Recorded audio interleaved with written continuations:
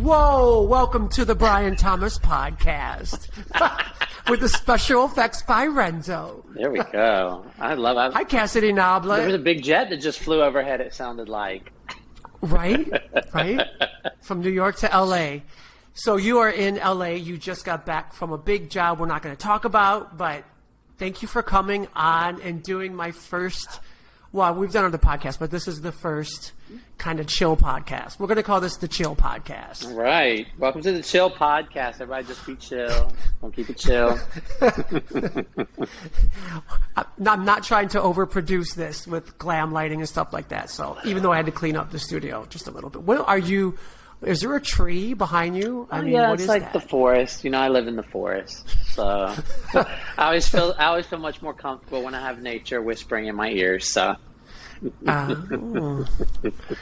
So thank you for doing this. Better Absolutely. than not. Better than not? Is that what your shirt says? Oh, better than most. Better than most. Okay. It's a basketball shirt. So it's like it's like a team player being like, oh yeah, I'm better than a lot of people. So I bought this shirt for that job, and I wasn't allowed to wear anything that didn't have logos or labels. And I was like, perfect, this just has a saying. And then I get there and they're like, you can't wear this. And I was like, you have got to be kidding me. I like this shirt. I don't ever wear pink. I'm not a pink fan. I put on the pink and I was like, it says better than most. That's funny. Yeah, let's keep going. So this is the first time I'm wearing it for the podcast. There we go. It looks good with your skin tone. Pasty. I'm feeling very Easter. I'm waiting to see little Easter eggs behind you. You're feeling very Colgate and like a little blood from flossing. Got it.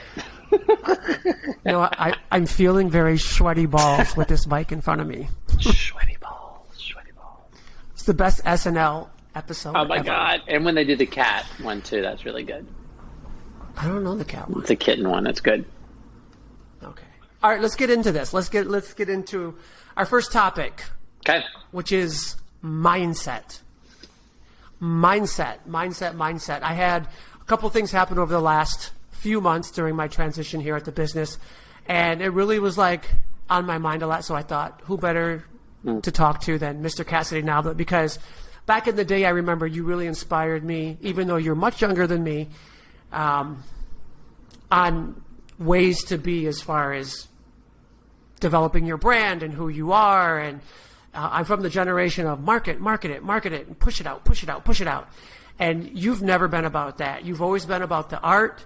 You've always been about being honest about who you are and not letting the marketing business part. You said something, I'll never forget what you said. I said, it's a business, Cassidy, or something like that. You got to remember we're people doing business, not business doing people. And I'm like, oh, fucker, he's right. Like things like that. And I'm really seeing that now come into play more than ever. So I want to talk about mindset, and the topic is being paid your worth as an artist. And as a professional dancer, choreographer, and the amazing career that you've had and are still having, I thought you'd be the perfect person to talk to about this. I mean, I can definitely tell you how I run my ship. And people listening, don't listen to anything I say. I'm a liar. No, just kidding. Marketing. Go ahead. Yeah, I just, Marketing's brought to you by Kombucha Trilogy. Brought to you by Kombucha. I think the most important thing, as you're talking about, is mindset, because everything in life is perspective. I think the hard part is deciding that you're going to be involved in a business that is highly manipulated, operated by money and fame. And now that social media has introduced, what's popular, what's trending, who's the new hot. I mean, it's kind of always been that way, but I think when you decide to enter a cutthroat market, how are you able to keep afloat? And for me, that always comes from making sure that the engine, meaning the heart, the soul, the spirit, the mind of your vehicle, which is the outside of your body, is well lubed up, is running at the right speed, is running on the right fumes, is running on the right material. And I think as an artist, we always come into our craft wanting to express ourselves. That is what we do as artists. We have something inside that we have to get out. We have thoughts, we have emotions, we have perspectives on life, and it is to get it out. And I think when you decide as an artist that you just do it because you have to express yourself, it doesn't matter if you enter a cutthroat business. Now, the hard part I find is, how do you maintain positivity in a business that is full of disappointment? Amen. Especially in the commercial world, as opposed to, I mean, it's across the board, but the commercial world, definitely. Mm-hmm. And what's interesting is, because I don't think a lot of people who are not in the commercial business understand how much disappointment you can face, meaning how many auditions you're going on a week, how many no's you are getting from people, how many times do you fight for something that they're like, no, take it or leave it. That's just what it is. So the hard thing is, how do you remove all the negativity out of the formula and just keep your art, your personality, what you do, your training, your success? How do you keep all of that in such a good space? And to me, it is all down to the input. How do you bring out love and kindness in your spirit and allow that to be your clothing that you wear in a business that is out to define you? You're going really spiritual. Yeah. And I think it's hard to cross that. And that's some of the issues that I've been facing as I'm transitioned, of course, into photography and filmmaking. And if you guys know me, I'm from a dance background, also in choreography. So I'm in this realm of working with artists, and there's a lot of collaboration. I've collaborated with you. I mean, you're on my wall. And I would never think to charge you to, like, you know, I do a lot of things for artists just because I was an artist. But at some point, I do have a business, I have a space, there's things you got to pay your bills. So it's like there's the capitalism, there's the art. You know what I mean? Like there's a place, I feel, for both. I think that's the main point of this conversation that I want to have is you said something also back in the day that I really appreciate, and I still think about this. I said, we were listening to music, and I'm like, oh shit, you can bootleg that up on YouTube or something. And you're like, I have to say, I can't say you like anymore because I heard this girl saying it the other day. She's like, oh my God, like. So if I say like again, hold on, let me do like a laughing thing. Yeah. Oh, it's 8 seconds. It's 8 seconds of laughing. You have to correct me. Oh my God, I love this thing. I'm like, this audience, they were really into that. Oh my God. So basically, I told you could bootleg this music for free. This was a while back. And you're like, well, no, I want to support the artist. I want to buy their music. And I'm like, wow.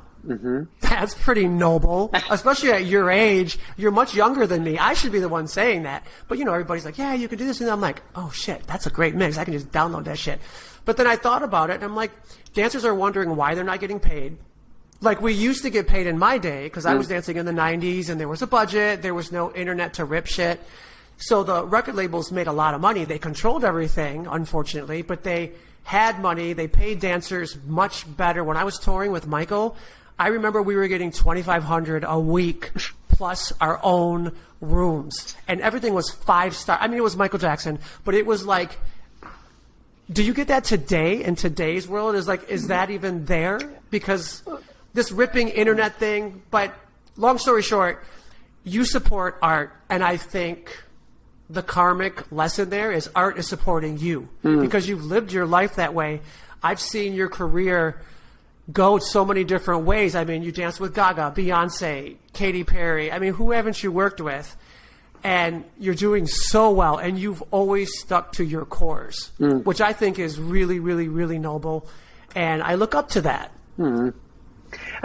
I appreciate that. You know, I think one common ground that we have is me and you continue to try to evolve, to learn, to grow, to be a different artist every single day, every single year. You know, you're bringing up a good topic about how do we fund the arts, but then how do we also be selfish with it? You know, how does that operate? And I think that it is just balance. There does come a time where you have to say no to doing free projects for people. if it's not rewarding to yourself. If it is a favor for someone, cool. It can be a favor or a favors, a one or two. But if you're not getting something out of it that's rewarding to you, then I think it comes down to, okay, is this work now, as opposed to the art? It is important that we as artists know how much we're valued and what we're worth. Now, kind of bringing this to the job world, it's very difficult for a new dancer or a new artist getting into the business. Why? Because you don't want to say no, because you're trying to break into the business. You're trying to start to make money so that eventually you can say, you know what, this job isn't right for me, I'll wait for the next one. But when do you get that opportunity to say that? When do you get that kind of control and power?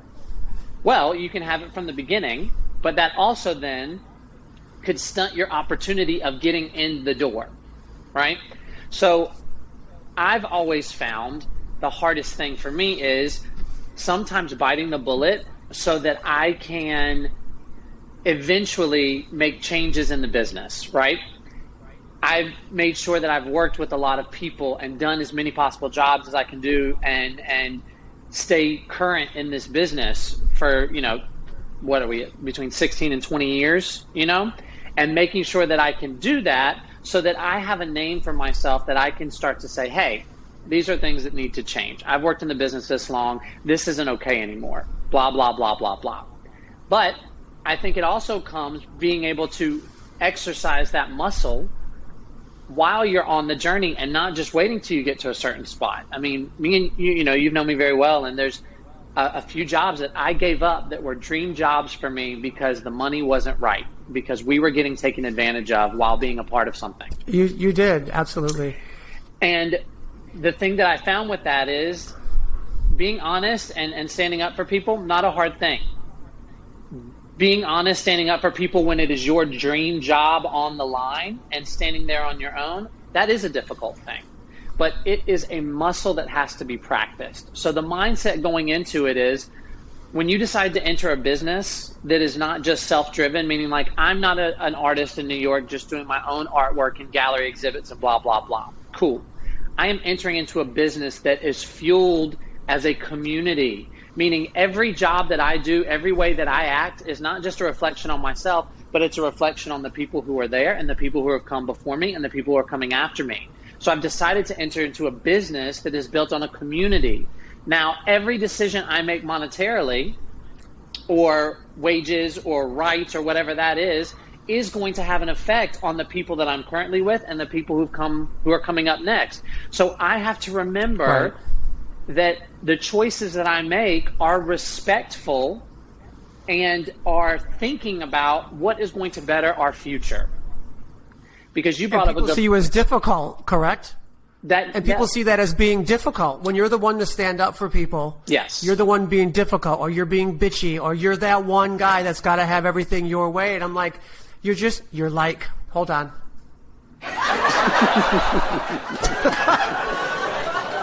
I have to, it's all mindset. I have to retrain my brain not to say like, because I sound like a like.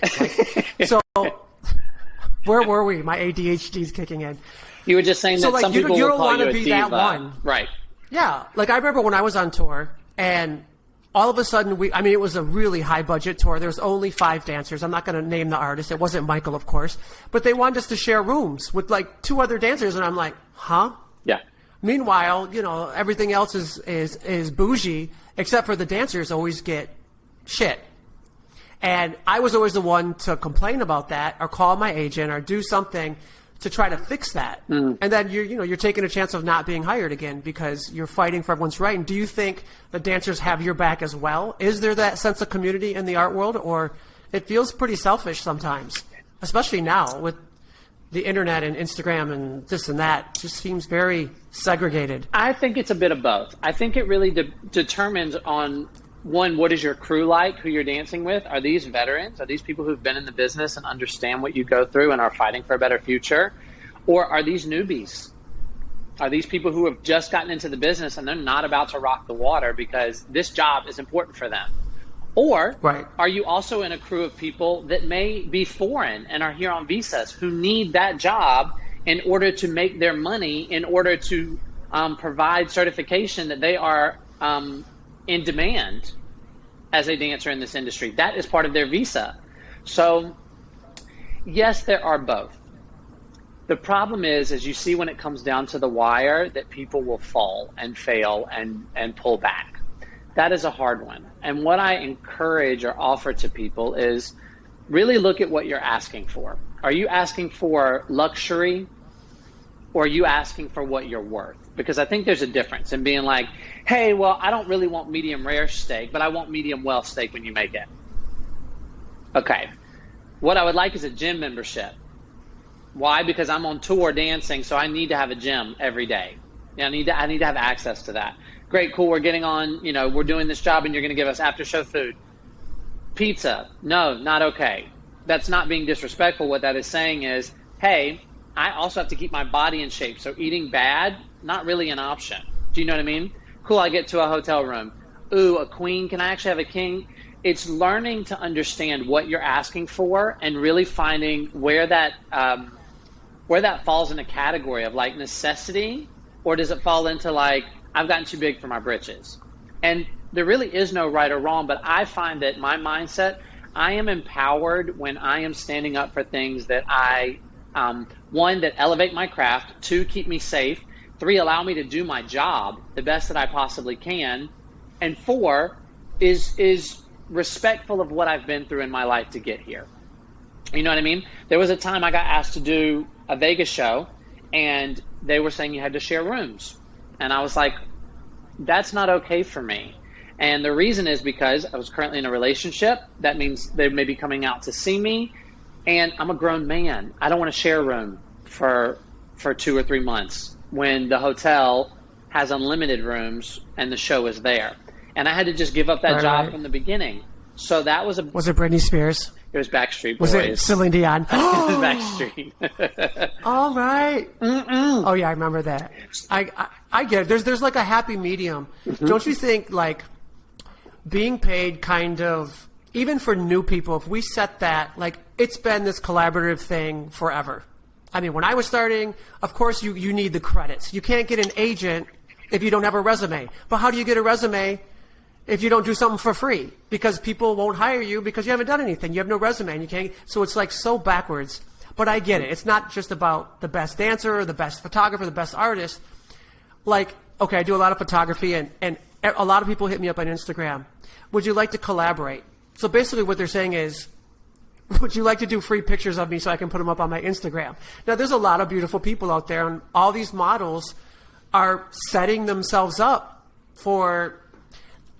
I used to model, believe it or not, back in my day, and Bacardi. When you go and you do something, for free, the other person seems like they have the power. You know what I mean? The one that's organizing everything, the photographer, the one that's... So you're going in as the artist and you're not being paid. So they're like, well, this is free for you. So will you please do this? Will you please... I remember being on a shoot and it got a little weird like that. And I'm like, no, I'm not taking all my clothes. It's not that kind of photo shoot. No. But I mean, if you pay for it, you know what I mean? Like even like a testing rate. Yeah. This is what I recommend of photographers, is that everybody has, like in the dance world, they have what's the dancer alliance rates now. Mm-hmm. They didn't have that before. I think that's so amazing. Like there's a standard for something like that. So I think for testing, because you're going to a studio, there's electricity, there's the lights, there's the equipment, there's things there. There should at least be a testing standard rate if it's still collaborative. Yeah. So then you're getting something, the artist is getting something, and it's not this free, gimme mentality for everybody, because nobody wants to pay or work or support art, but they want everything for free, and then they're complaining when they're not working. Well, I think a point that you bring up that's really important is, what are you telling the universe that you want in your life? If you are only doing free stuff, you're not putting it out there that you want to work. Do you know what I mean? You are saying, I'm good enough to just do everything for free. Cool. That's fine. But at the same time, I think you also have to then draw a line to tell the universe as well. It's like, I want to do free stuff when it works for me, when it benefits me, when I need the experience, if I need to help a friend out, cool. But I also want to work professionally. in whatever format that is. And I think you also have to then learn to say no so that the universe understands that you understand your value and your worth. So you can do stuff to help, but you also have to have someone pay you for what you're working on. I mean, what's the point, Absolutely. right? Because we live in a world that is really run on money. It's run on money. So we have to find that balance. We have to find that balance. I mean, I look at it like it's energy. Mm-hmm. You know, money is energy. And if I'm supporting you to come and teach for me or do something for me, I would absolutely pay you. If the budget is not as big as it could be, then I would either tell you that and you could do it if you want, or I would find another choreographer up and coming that's not your rate. Right. But I wouldn't expect anyone to do it, especially at this point, for free, because it's just bad. It's just bad. Well, I think that due to social media and how influencers have become a thing, people do focus a lot on self right now because they're making their brand, they're making their page, they're making their content. And a lot of people can get caught up in that for it just being about themselves. Mm-hmm. Is that bad? I don't want to say it's bad. Is it interesting because of what technology has moved towards, what our social media platforms have moved towards? Absolutely. Why? Because let's just say you were just starting. Here's a perfect example. You're just starting to get some followers, and then all of a sudden people always hit you up on your DM saying, hey, DM me because you'd be a great ambassador for blah, blah, blah. Oh, my God. What is that? I get those all the time. Okay. All that is a company saying, we want you to be an ambassador of our product, but we're not going to give it to you for free. We want you to pay for it. So basically it's a selling situation. Okay. Do you know what I mean? So it's like, great, well, I'll give you 50% off everything you buy and then just take pictures and post and you're an ambassador. No, it's marketing. That's marketing. It's a scheme.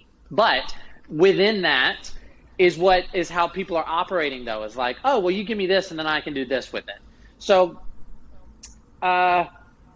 sometimes the art world closes down a bit when people are so involved in the self and only the self.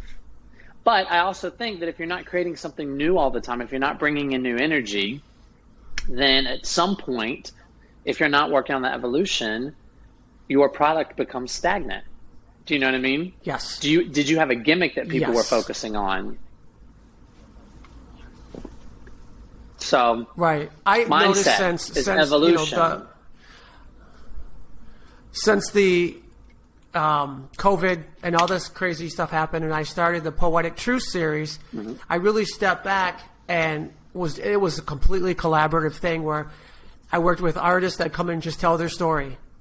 And I'm telling you, I learned so much about myself and my art, and actually just sitting here talking to you, and I think it makes you more creative to go out and do bigger things for yourself mm-hmm. and for your brand and for your product when you collaborate. And actually on one of the Poetic Truth episodes, we were interviewing Hayden. And Hayden's definition of success really stuck with me. Hayden said it's not about what you get. It's not a capitalist kind of mentality. It's about the co-collaboration and being with, people that are like you to create art and be in spaces where you can create and do you and to the fullest. That is success. And I think when people start changing their mindset of what success is, me being from a poor mentality mindset where, we had nothing. So I think I grew up with the mindset of do everything for free so everybody likes you. You know what I mean? Yeah. Because, I don't know, we were just so used to not having stuff. And then I've been around a lot of people with money, and they treated a lot of people like shit. Like some of these big producers I worked with, they were the worst to people. And I always said, God, if I had that, I would never be that way. But I think there's an in-between. I really think there's an in-between where you can take care of yourself mm-hmm. and say, this is my value. This is what I will present to you or give you as a choreographer, photographer, director, and feel good about that. Because when people just want shit for free, it's like, you don't value me. Right.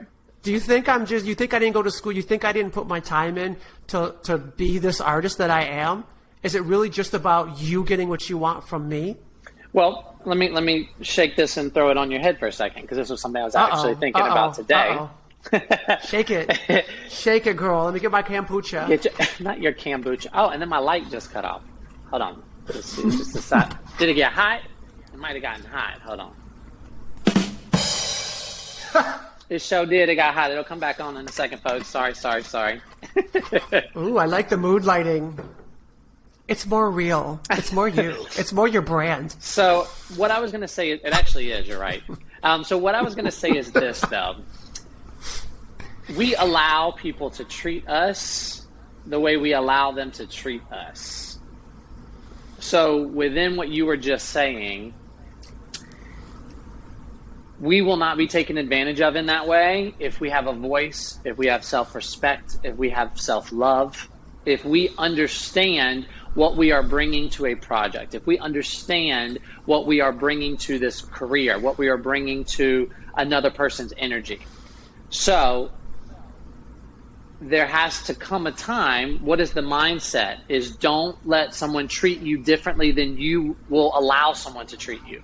Do you know what I mean? Mm-hmm. So part of your saying is like, well, people just think I'm doing it for free and blah, blah. It's because, in my opinion, there hasn't been enough voice to say, no.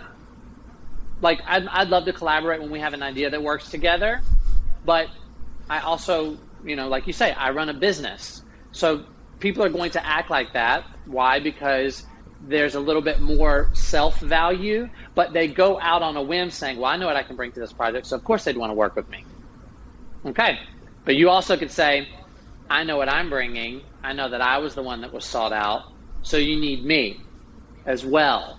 So having the love to understand that your art is not for compromise, but it is Amen. It is a gift.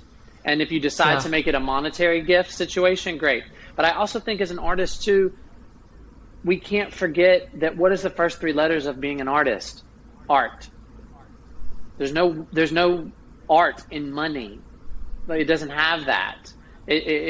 We as artists, I think, dream and hope that our expression and what we create will give us the means to survive and live a comfortable life. I think the mindset you have to go into is that as an artist, that may not be the path. But what the path is healthy and happy and honest and authentic and self-discovery your whole life, because you're being vulnerable and sharing that.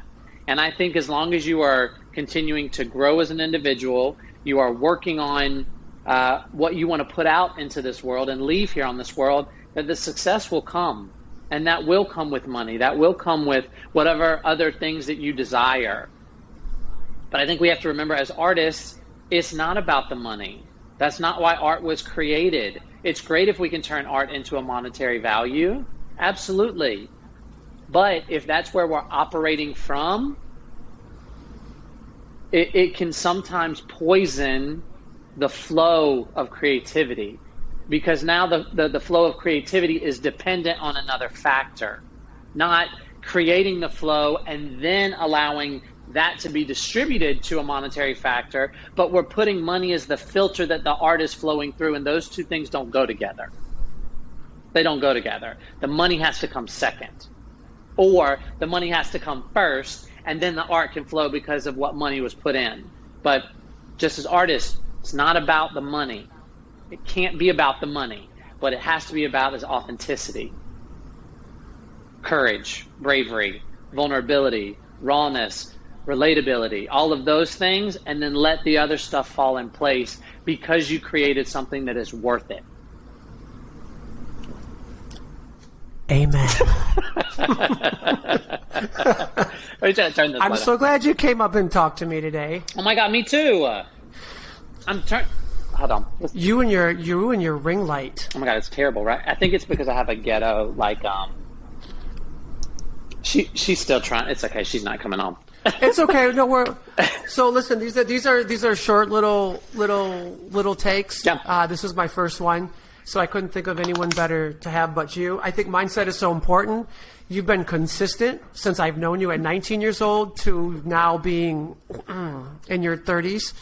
37. I'm proud of my age. I love my age. Get it. Mm-hmm. And I can't wait to see all you do. And it's inspirational always to talk to you, even as your elder. Shut up. No, listen. Thank you for having me on, and I think it's wonderful. I think an example that you set though too is that you can always learn something. You can always continue to learn something, and I think that is you have a true path of an artist.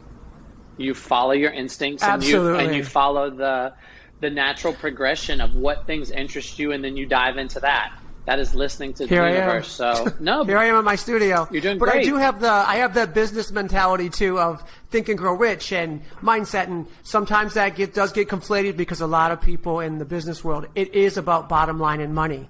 100%. Yeah, but I would rather go the other way, that if you are on point with your brand, you know your value, and you're treating everybody with respect, I think money just comes easy that way. You don't even have to search for it. Mm-hmm. And then you can use this money energy to put back into the universe and keep creating. Because to me, art is all creation. That's what I get excited, is creating stuff. Mm-hmm. Creating this podcast with you and Renzo. Like, I love this stuff. This is the good stuff. So thank you for coming on. Is there any final words that you would like to give to our audience? Yeah, two little things. One, I think it's find the balance between art and business. It's not one or the other. We don't live in that era of time anymore. Business is so important as your art. So it's finding the happy medium between that, so that one doesn't overpower the other. And the other thing I'll say is